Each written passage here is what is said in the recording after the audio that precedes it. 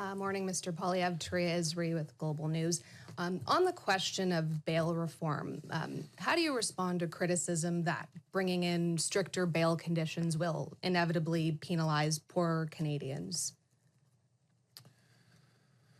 Well, first of all, I think that we should target tougher bail conditions at the most violent repeat offenders.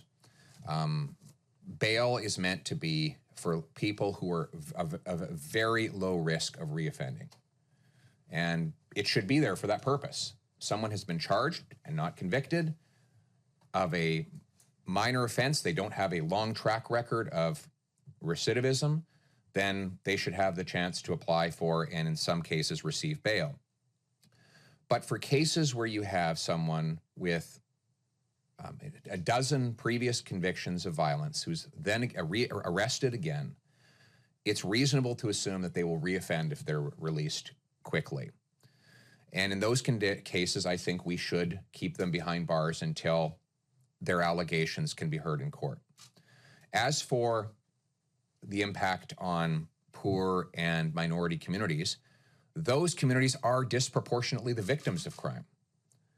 And when a violent offender goes back onto the streets after having committed multiple offenses, he is likely to be the poorest and most vulnerable that will be the victims of his predation.